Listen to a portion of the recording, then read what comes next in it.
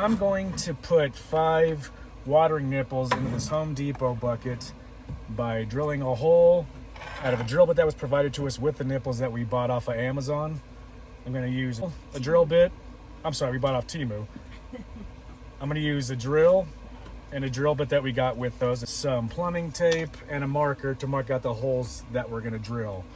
We decided we are going to put 5 of them on here because we have 5 chickens and the spacing looked right, which is going to be about 7 inches apart and 3 inches up, so that when they're in here, they're not hitting the ground, but they're not up too high, putting strain on that area.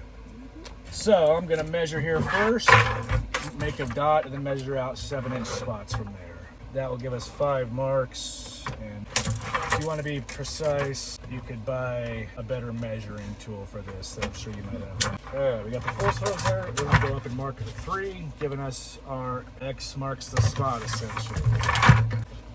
3 inches up, 7-inch space. The only thing I know I've done in the past, which was not smart, is when I drill these in, I went it in an angle and pulled out in a different way, making it, bigger than it needed to be. So try to drill it straight in and out, which is pretty obvious. You just want to make sure you let the drill bit do the work to keep it from messing up the hole. There we go. We got 5 holes now. So you want to pull off all these little bristles on here on both sides, because you're going to thread on these little guys, and if it's not clean, smooth, it's not going to work.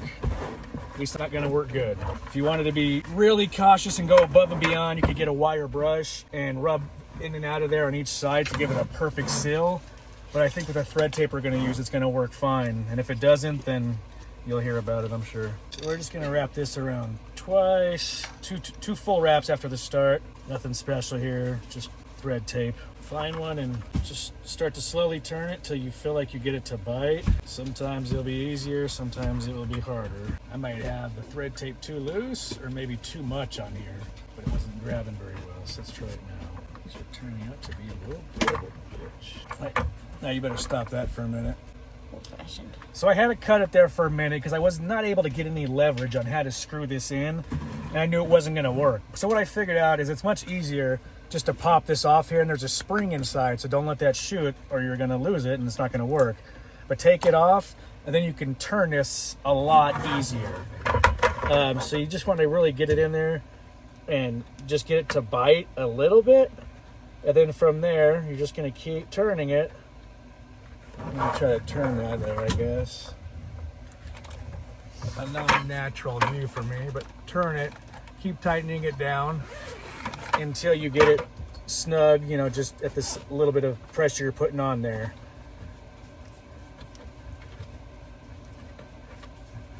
This part here you'll cut out, obviously, and fast forward.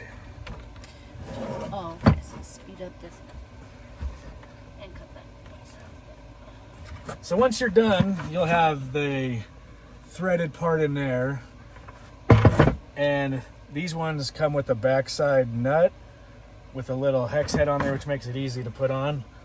So I'm going to start it here, twist it on.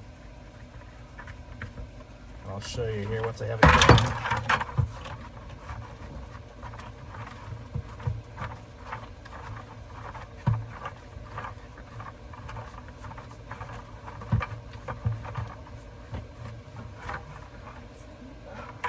So once it's done, you got it nice and snug there. You can put it on its side. Make sure you got the spring, and put it on the little pole knob there, whatever you want to call that.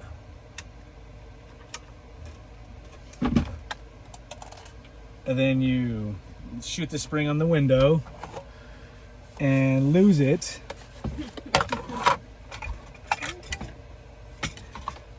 And then you find it, and then you go back to what you were doing.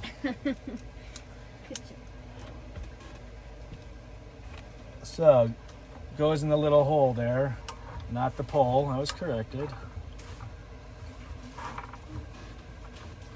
You want to flex those out a little bit until they pop in the holes you got.